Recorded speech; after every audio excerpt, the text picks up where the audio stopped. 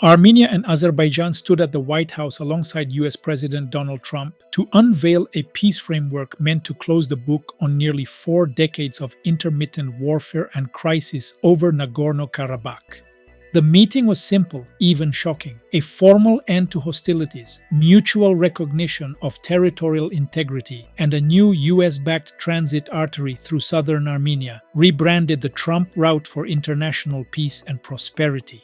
This corridor is linking mainland Azerbaijan to its exclave of Nakhchivan and Turkey further. Especially Turkey is hopeful for the realization of a Turkic connectivity.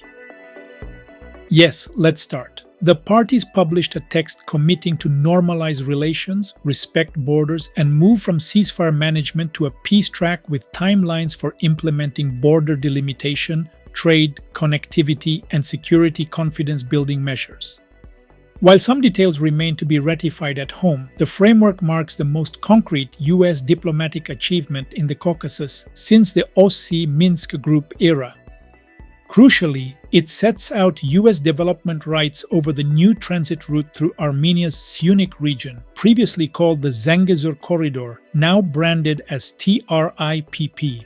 Early reporting indicates the route will operate under Armenian law, with a private US operator leasing and building the infrastructure including rail, highway, energy conduits, and digital lines subject to Armenian sovereignty. For Baku, this creates a land bridge to Nakhchivan without extraterritorial corridors that would infringe Armenian sovereignty. For Yerevan, the US legal administrative formula answers the red line against corridorization while promising large-scale investment and access to new markets if the peace holds. For Washington, it's a strategic logistics spine that advances energy security, trade, and sanctions compliance objectives while shrinking Russia's veto power in the region. Well, several factors converged. First, the military facts on the ground shifted decisively after Azerbaijan's 2020 victory and subsequent operations, culminating in Baku's restoration of control over Karabakh and incremental border adjustments in 2024. Second, Armenia's government pivoted further west, signaling readiness for a legally bounded transit solution that preserves sovereignty but unlocks connectivity. Third, Russia's bandwidth is consumed by its war in Ukraine, diminishing its capacity and credibility as the Caucasus security manager. The US moved quickly, with envoys shuttling between Baku and Yerevan in spring and summer 2025 to capture the window and assemble a package that both sides could sell domestically. Washington framed the corridor as both a peace dividend and a logistics revolution, echoing earlier US connectivity diplomacy. Branding matters here. It's intended to attract private capital, lock in a US operating role, and make this corridor part of a broader geoeconomic architecture stretching from the Caspian to the Mediterranean, and possibly into Central Asia's east-west transport networks. Moscow issued a guarded welcome, calling the deal deserving of a positive assessment while warning against foreign meddling. It means that Russia cannot block the momentum, but it wants to make sure the post-deal security architecture doesn't exclude it, especially given its base in Armenia and historical influence. We can expect Russia to press for observer roles, customs data sharing, or coordination mechanisms that keep it in the loop and limit US exclusivity.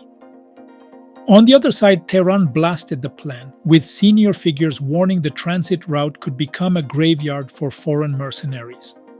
This is a harsh rhetoric that underscores deep concerns about being sidelined from a critical north-south/east-west junction and about any perceived erosion of its border with Armenia. Even as some Iranian messaging later emphasized that the corridor would remain under Armenian jurisdiction, addressing Iran's red line against any extraterritorial corridor, Tehran signaled it will resist foreign basing, monitoring, or security presences near its frontier. We can expect Iran to mobilize economic levers, border drills, and diplomatic pressure to shape implementation. Lastly, Ankara welcomed the declaration, seeing it as the missing link that completes an uninterrupted chain from Central Asia through the Caucasus into Turkey and onward to Europe. The corridor suits Ankara's long-standing aim to knit Turkic worlds via energy, trade, and transport. We can watch for Turkey to fast-track plans for customs harmonization, rail interoperability, and potential energy tie-ins, while also exploring phased border normalization with Armenia if the peace gains traction. Some Turkish analysts call this initiative an opportunity to establish unimpeded connectivity between Turkey and the Turkic countries. Some others argue Turkey and Azerbaijan are already unified with this step.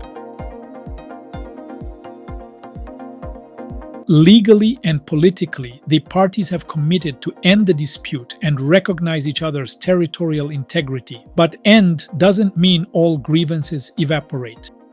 Human rights organizations and Armenian diaspora outlets argue the framework underplays issues like detainees, accountability for past abuses, and the fate of displaced Karabakh Armenians. Meanwhile, Azerbaijani officials insist Yerevan must amend constitutional clauses referencing territorial claims and fully open transit. The peace is real, but it will be stress-tested by implementation, border demarcation, security incidents, and how both governments manage domestic hardliners. Three layers stand out. The first is about strategic move and balance with diminishing Russia's capacity to weaponize instability in the South Caucasus and constraining Iranian leverage on regional trade flows. A durable Armenia-Azerbaijan settlement undercuts the rationale for Russian peacekeeping or coercive brokerage and reduces Moscow's gatekeeping over transit. The second is about energy and trade corridors. By underwriting the Trump corridor and adjacent infrastructure, Washington strengthens alternative routes for hydrocarbons, electricity, and data, de-risking European supply lines and creating new commercial plays for US firms. US oversight also helps police sanctions leakage, especially on dual-use goods moving across Eurasia. Lastly, political normalization is another priority. The deal is positioned as a broader regional reset, potentially linking to Turkey-Armenia normalization, and even to future diplomatic initiatives like drawing Azerbaijan closer to US-aligned security and economic frameworks. Some US officials floated that successful implementation could open doors to expanded regional partnerships modeled loosely on past normalization efforts. Now we can expect Moscow to hedge. Publicly supportive, privately resentful, it will test opportunities to regain leverage via arms sales, intelligence sharing, or offering crisis management if incidents occur along the new route. Russia's military footprint in Armenia is now more political liability than asset, but the Kremlin will try to convert it into leverage over the tempo of implementation. Secondly, Tehran's main objective is to prevent any precedent of foreign-controlled passages on its border. If the Trump corridor is implemented strictly under Armenian law with Armenian customs and policing, Iran may adopt a watchful waiting posture while seeking parallel projects to offset US gains. It will court Armenian factions wary of overdependence on Turkey and Western countries and explore tariffs incentives through Iran as competitive pressure. Thirdly, Ankara will move from cheerleader to stakeholder, aiming to align standards such as rail gauges, customs windows, energy interconnectors, so that the corridor is not just a road but a plug-and-play integration node into Turkey's logistics map. If Turkey senses the American ownership crowding out Turkish contractors or finance, it could quietly push for joint tenders and operating consortia that give Turkish firms a slice. For Turkey, this corridor is not only an economic opportunity, but also the physical backbone of a long-standing geopolitical vision. With the completion of this route, Ankara will gain uninterrupted land and rail access to the Turkic republics of Central Asia.